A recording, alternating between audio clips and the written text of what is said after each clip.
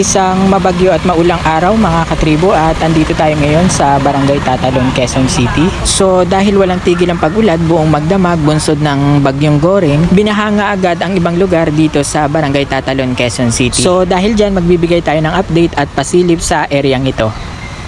So andito nga tayo ngayon sa Quezon Street dito sa Barangay Tatalon at kitang-kita nga na medyo mataas pa ang tubig baha dito. So kung napapansin niyo, isang motorista na pilit na itinatawid ang kanyang motor dito sa tubig baha. Bali mababa nga ang lugar na ito dito sa Quezon Street dito sa Tatalon at dahil sa malalakas na pagbuhos ng ulan, mabilis ngang tumataas ang tubig baha dito. So may mga pailan-ilan na private vehicle na dumadaan pa rin dito.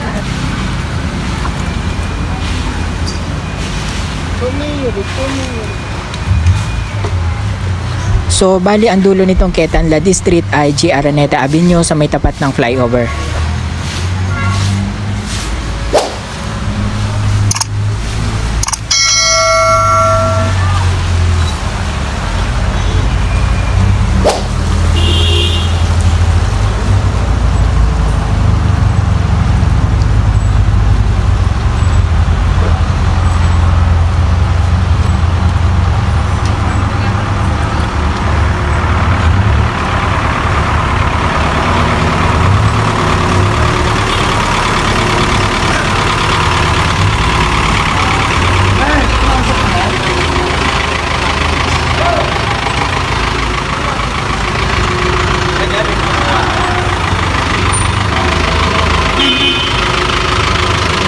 So ito nga mga private vehicle na dumadaan dito ay hanggang dito lang sila lumiliko dahil hindi na talaga sila makakadiretso doon sa may bandang dulo doon sa may G. Araneta Avenue sa tapat ng flyover dahil napakataas na nga ng tubig baha doon.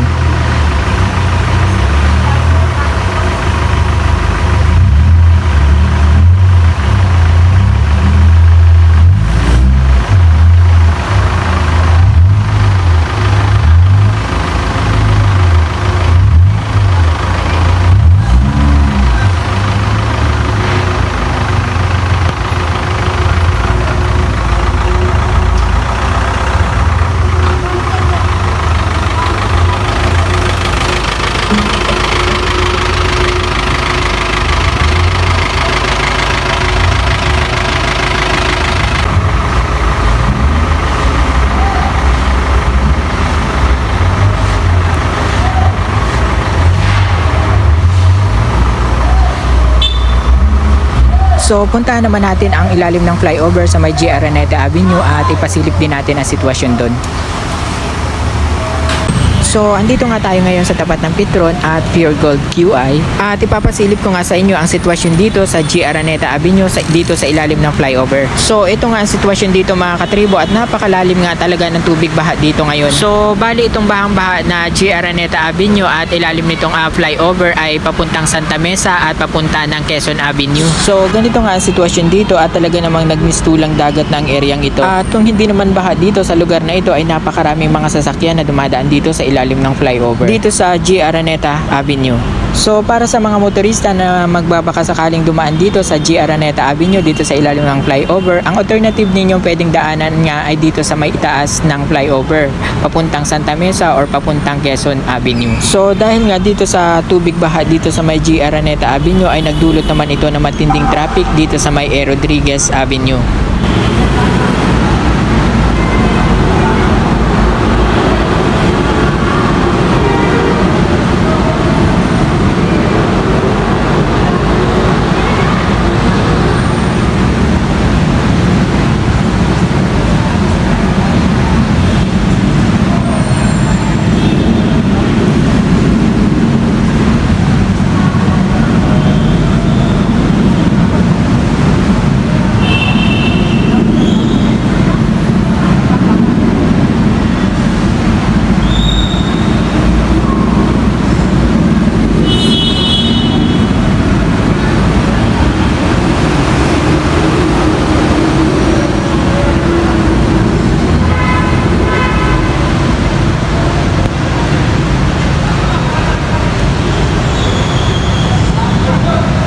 Ayan, bahang-baha dito sa may ilalim ng Araneta flyover.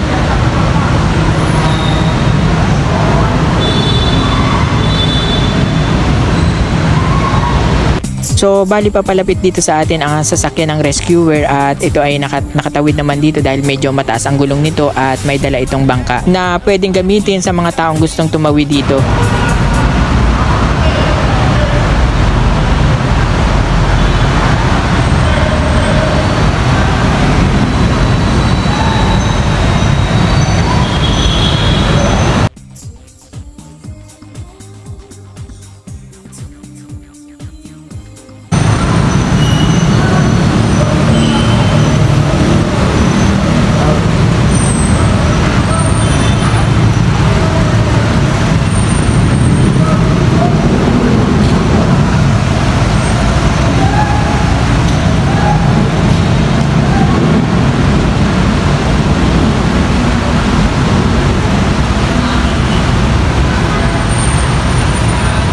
So, bali ito palang mga dumating ngayon ay isang volunteer rescuer from Red Cross.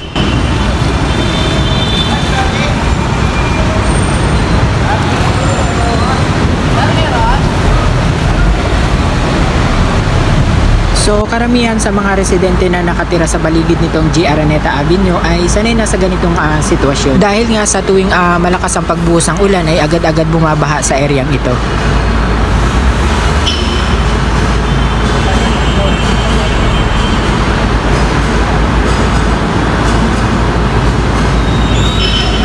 So dumating nga rin dito itong mga barangay rescuer volunteer nitong barangay Tatalon, Quezon City. At sila nga itong mga naka-orange na nakasakay sa bangka na papalapit dito sa atin. So bali yung mga residente dito na humihingi ng tulong ay sila agad ang nagre-responde.